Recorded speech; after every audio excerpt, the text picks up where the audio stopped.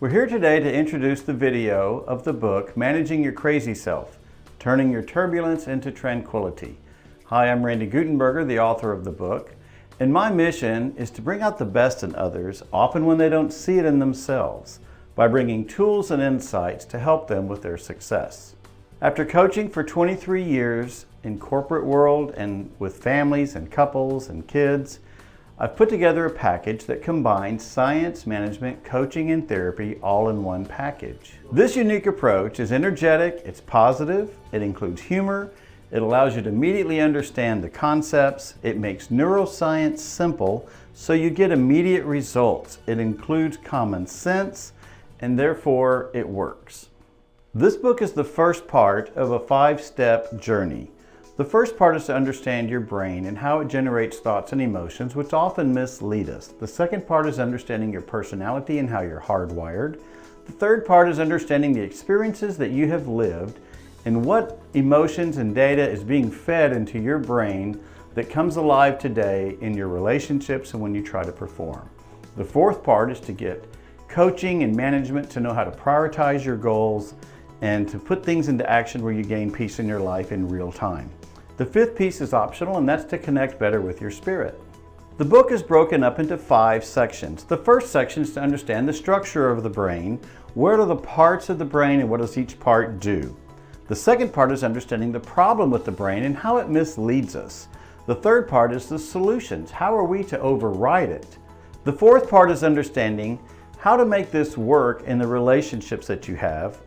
We'll cover that, but the 4 relationships are yourself, your mate, your kids, and your coworkers.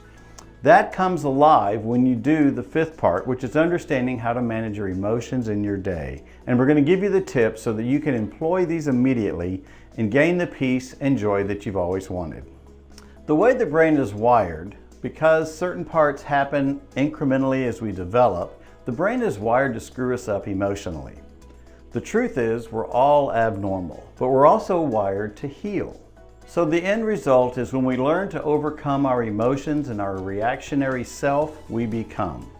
To say that in an inverted way, if we don't learn to overcome our emotional reactions, we cannot become. This video is approved for CEUs for counselors and for educators. So if you need the certificate, please fill out the forms and email them to randy@managingyourcrazy.com and we'll get those to you. So who says we're broken? The truth is we all are. It's part of the human development that we're born knowing nothing. Our emotions mislead us at first to protect us, and then our conscious mind develops and matures and we have to override the emotions. The truth is none of us gets everything we want in life, and it's in the overcoming that we become. Once you learn these concepts, I believe you'll never look at life the same again. It'll all make sense why you're doing what you're doing and why others do what they do.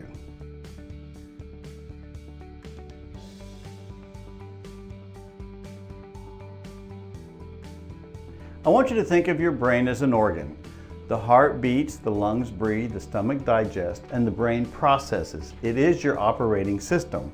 However, your mind is you using your brain, making decisions in your life.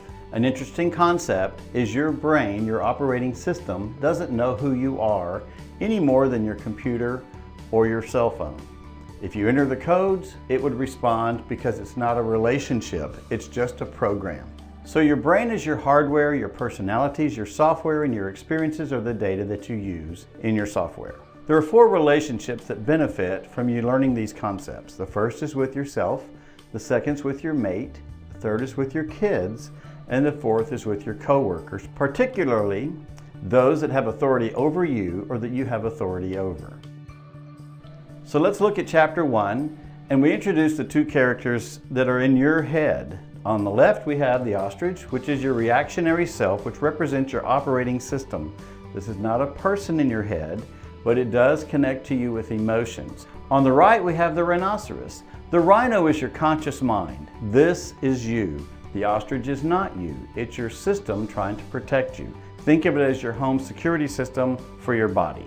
The reason we chose the rhino is because in order for you to grow and mature in life, you got to become independent. You got to break from the herd, have thick skin, not take no for an answer, take charge of your life, and live as if you have no enemies.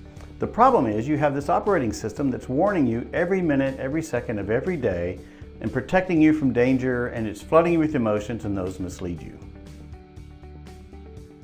So let's look at the structure of the brain and how it's all wired. If you look in the middle, we have that little circle, which is what I call the pea brain, which is the limbic system. It's only 5% mass of the whole brain.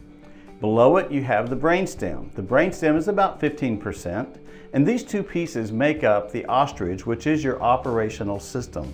They're functioning all the time, but this is not you. You have not engaged yet. The larger part of the brain is the neocortex. This is where you think conscious thought, and it represents 80% of the mass of your brain. So if we look at this picture, which part of the brain do you think we're supposed to be thinking in? The large part of the big brain or the smaller parts? And the answer, of course, is the big part. But this is where we run into trouble. All thoughts start with the smaller part of the brain. So there's going to be 10 key points here that I want to illustrate to you. Number one, this limbic system, the little pea brain, has a very important thing that it does, and that is it runs the operations of your body. When your heart beats, your lungs breathe, your stomach digests, you touch something hot and your hand jerks, all of that is your operating system. You haven't thought yet, not consciously. The second thing is, all your memories are stored in this little pea brain. The limbic system has every second of your life recorded. Now that doesn't mean that you consciously can remember it. You can't remember in 4th grade what you did on the 3rd week with the second person 2 seats over. But your brain does have it, and if you could find an access to navigate to that, the information would be there. The third point in the brain is that the limbic system is always scanning for danger. This is your protection system, so think of it as a submarine radar looking for danger, whatever that might be. Just like in a movie when you see the submarine scanner scanning for ships, and every time it sees one, then it alerts for danger.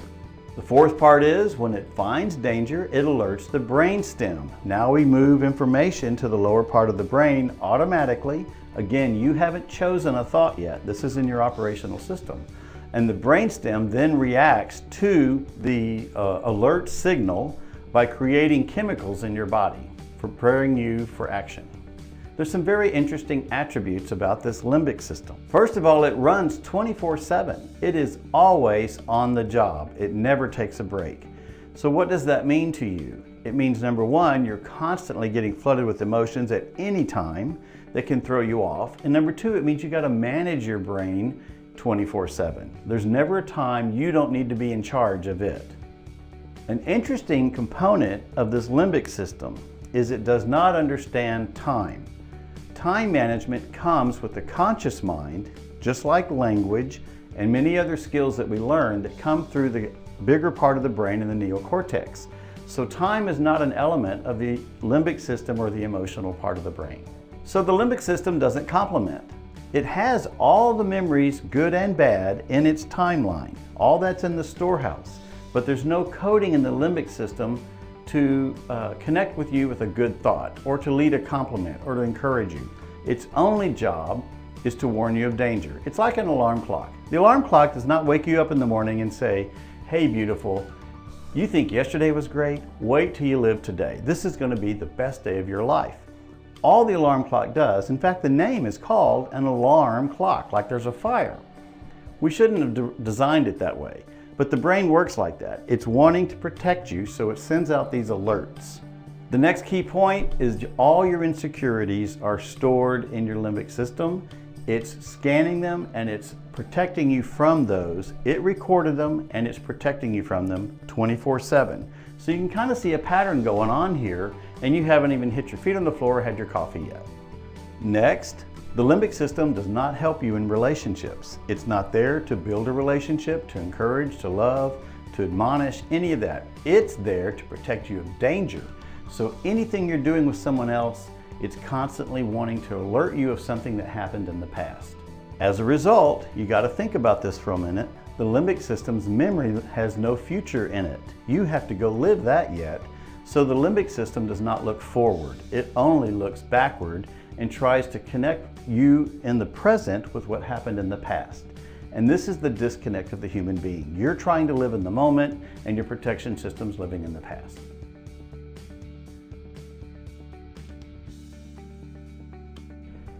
So here in chapter 3, you can see the diagram where the senses, the 5 senses that we have, bring information to our operating system, which is the ostrich, and as it comes through the door, then it scans it for danger. Now this is really important to understand. All information that you live, every moment that you're living today, gets hijacked and goes through this scanner to protect you. So it's taking your current moment, comparing it to your whole past, and so even if you think a good thought, chocolate cake, a friend's coming over, I got a phone call, it still scans it for danger. So every thought is rerouted to the limbic system for scanning all day long.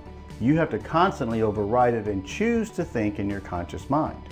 I think it's cute to see the character and separate you from this protection system and see it in action. Now, once information gets passed to the brainstem goes into fight or flight. So your body releases adrenaline and it prepares your muscles with oxygen and chemicals so that you can fight, argue, take advantage, and become assertive to whatever it is you're going to do. Tackle a problem, clean the house, whatever it is. Also, you may use that same energy in your muscles to run, to hide, to avoid. It's only about survival. The third part is you may freeze. Freeze is you don't know to be assertive and fight, or you don't know to withdraw. So you're stuck, you're numb. It's often like if a shocking thing happens, like you lose a ball game at the last minute, or your boyfriend or girlfriend breaks up with you, or you have a car accident and you can't sort thought yet. That's when you're in freeze. And these are called freeze points in your life. We all have them and we all have to work through them, and that's perfectly normal. Sometimes it comes from an event that we didn't expect, and sometimes it's rather traumatic. Doesn't mean we can't overcome it once we understand the science of how to do so. And that's what we want to teach you. So now in chapter 5, we look at the neocortex. This is the 80% mass of your brain, and this is where you think consciously. In the neocortex, you have wonderful attributes. They're on the podium there, and you can see there's trust, innovation, belief, and creativity. This is where you have confidence and love. Don't those sound wonderful? Well, guess what? They don't exist in the limbic system or the brainstem. The limbic system and brainstem are there to protect you from danger, and that's where you get anxiety, fear, depression, anger, all the things with your insecurities. So if you can't feel trust, innovation, belief, and creativity, guess what? You're probably thinking in the limbic system. You have completed section 1. You will be prompted to take a short quiz over this section, and then you may continue on to the next section.